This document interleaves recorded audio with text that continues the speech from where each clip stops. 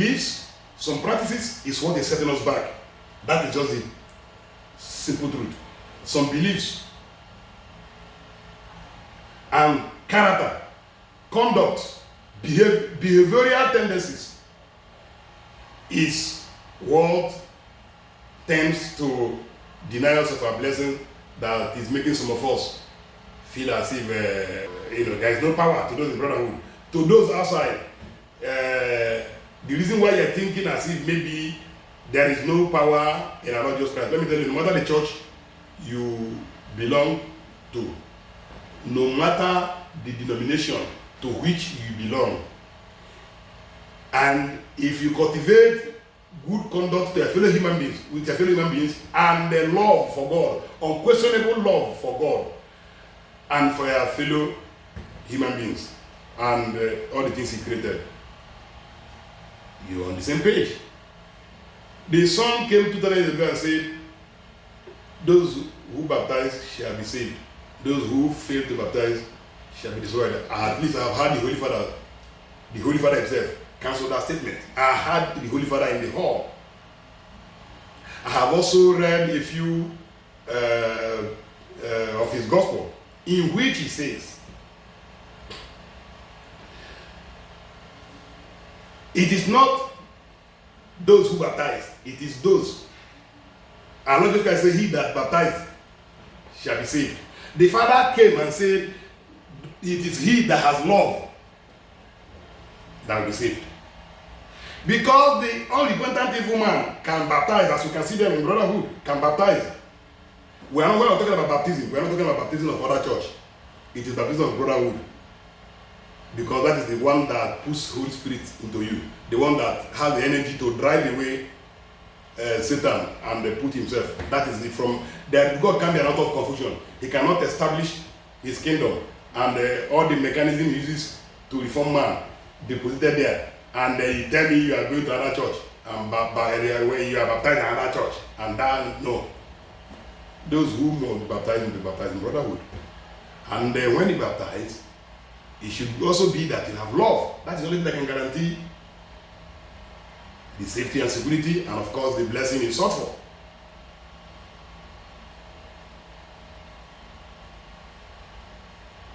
So there is no rocket science there. It's just for somebody to pray, because it is the Spirit that quickeneth, the flesh profited nothing. So pray hard for the Spirit to come, reform you, repackage you, and then redirect your ways towards the path of rectitude. Then you are on the same page with Him.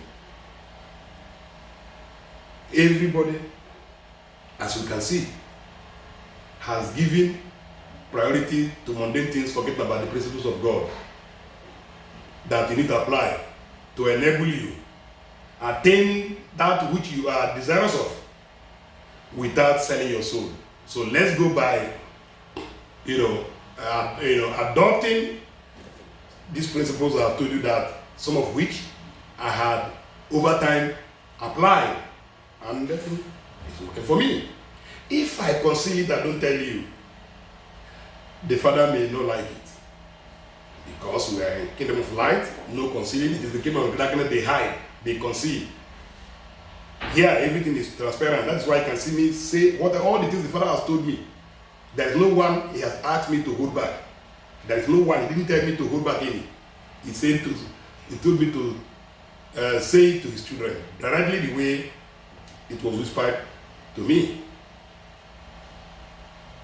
so that they can be adequately sensitized and positioned in a way that they will continue to be on the same page. We are already on the same page with Him. The fact that we have taken Him for whom He is, where the word is saying He's this, is that, this is that, we have said He's God. And provided it emanates from our heart, that is what matters. As it is, whatever darkness has hidden for time immemorial, there is something they are achieving with it. Of course, if they are not achieving anything, they will not concede. When somebody is hiding something, there is something he or she is trying to achieve. So what they are achieving, what they've been achieving to our detriment, is the reason why the Father has directed people like us, whom He knows by Himself that He taught. Man didn't teach me. Man never taught me before. It is Him who has always taught me everything. Everything you have seen me here utter is him who has told me. The aspect of science and other things was after he finished teaching me everything. I couldn't have just come out like that and begin to confront the world without being sure. It is still the same him that led me back to begin to peruse articles and documents and look at some documentaries, either visual or paper,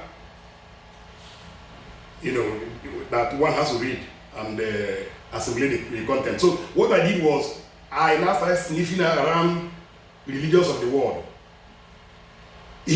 I thought it was me. It was him who did it, so that I will be 1,000,000% sure when I come this way that I'm coming now facing the world. By these presentations that he has mandated us and equipped us, energized us, resuscitate us adequately with everything that it takes to talk to you. So we'll continue to talk. This is not for self-glory. It's also not for money. Like I said, my profession is business. I'm an astute businessman, and by His grace, He has given me all I need to function effectively, adequately in that endeavor, in that business discipline. He has groomed me, and I cannot be found wanting in any ramification when it has to do with things like this, because he did not only teach me and push me to go and say what I don't know. He gave me sufficient empirical evidence. That is why I can talk from now till 1 year. That is, keep talking. Guess what? The more we talk, the more I talk, the more I learn in course of talking to you. So it's limitless, as you can see. So please, like I keep hammering, this generation is very dangerous. Let's not develop or allow any spirit to awaken that aggressive quest for hunger. If it's already awakened, now you have not had, so all you need to begin to work on it, because the soul is yours. You are yourself. Begin to work on it to whittle it down. So that, because with that spirit of you want to everything, it cannot be humble. Humility is one cardinal principle of God. Simplicity is the same thing as humility. So when you don't have them, that is the first failure. That is the first failure. Let me tell you what he says. And you need to take note of this seriously. He said, he resists the proud and gives grace to the humble. With that he has spoken volume. And guess what? The same thing God told us that he hates. The same pride God told us that he hates so fiercely. And they will choose to give grace to the humble. All the multitude of sin of a humble man is going to make because you are humble. Because you see, let me tell you, when you are humble, you resemble God. God is the only thing that is humble. Satan wants to be worshipped. Satan is not, can never be humble. So when you are humble and simple, you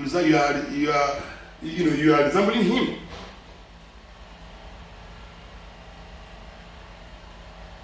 That is standard of life, and you are copying it. And all he does is to, continue to bring you closer and closer by way of knowledge, because you're humble. A humble man that is not humble would not like this kind of a thing. A man or woman that is not humble wouldn't like to hear things like this. A man or woman that is not humble will not be patient. You know why? Because you always, that quest to please the world, that quest to ensure that the world sees you and appreciates you, and sees you in a good light, see, they don't appreciate you. They don't. Nobody, no, nothing like that. Just face God and love everybody that you see. That is it. Face God for your problems, for your religious life. Face the Father. When I say God, everybody, we are talking about God. Face the Father, His Holiness, Olumba, Ubu. He will not disappoint you. That is the one I will assure you. I will continue to hammer on it. There is no disappointment, no tendency for disappointment in your partnership, in your dealings with Him. It is maybe, if anybody has to fail, it's maybe you. He doesn't fail. I have tested His goodness over and over again, and I can speak to you like this authoritatively. So, as it is now, the Father will not be tedious with us as far as this segment is concerned. And He has said we should continue to learn from Him and put in practice.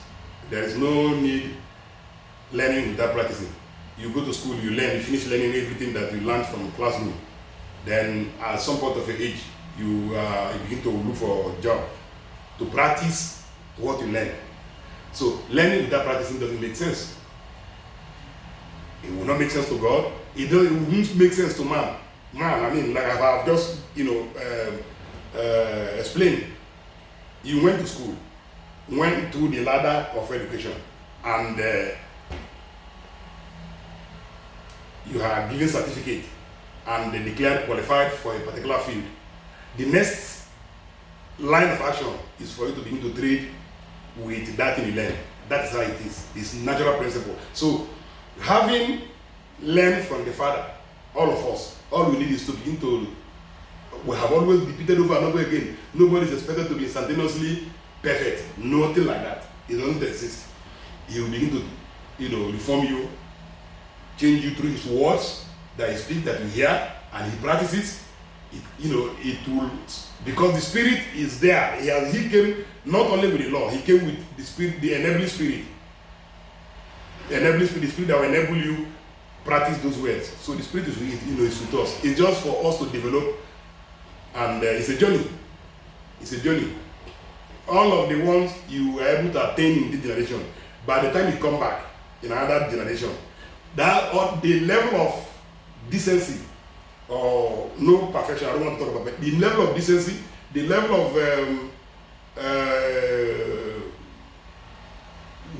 good way you cultivated for yourself in your previous life, and you're not coming back again. When you come back again, you are continuing from there, because that life, that thing that you have outgrown by universal evolution. What I mean, your soul, for your soul coming, and everything you have learned and outgrown, you are not. It is not going to be used against you in your previous life. At the point when you are a baby and you are grown up, at some point in your life, it will come back because it's in your soul. That was why some have said it, and I'll say it again. Some people who are witchcraft, who are evil, they have been more than 10 times they've been in this world. Each time they come, the Spirit comes. There are portals, I have said, there are portals, stargates in human being where Spirit passes to enter into us. Nose, eyes, ears, mouth, anus, then your foot, that's under your foot. There are microscopic holes under your foot that naked eyes cannot see. Those are portals. So spirits go in and out of human being. Even before, okay, just to talk about, it's likened onto the behavior of the Holy Spirit. When you pray, like before I come to face you, before I come to face the camera, normally I will go and consult the Father. By that time I am consulting Him in prayer. By the time I finish, He rise, coming to, He has entered inside my body. As I face my altar, when I finish, in the altar, as I rise, I am rising as Him to come on, because He doesn't want me to be found wanting in terms of this presentation. everything that must come here must come from him. I don't want anything to come from another spirit. Everything. That is why the reason why I will always go and consult him before I come this way. So all is perfectly well with all children of God, those in brotherhood and those not in brotherhood. They will come. They will come. There is something that will happen in this world very soon. Something that is going to happen in this world very soon. When that thing happens, those who will survive it in this world, who does not believe and will never have believed in the Father, those who does not believe and will never, no matter what, they will, but something very, very great and subduing and subjective will happen very soon. And when it happens, take note of this. When it happens, those who will not love the Father, those who for now doesn't want to follow him, when that thing happens, guess what? If he says the word John, the whole world in one accord, in one voice, will ask him, how high, Oga? How high?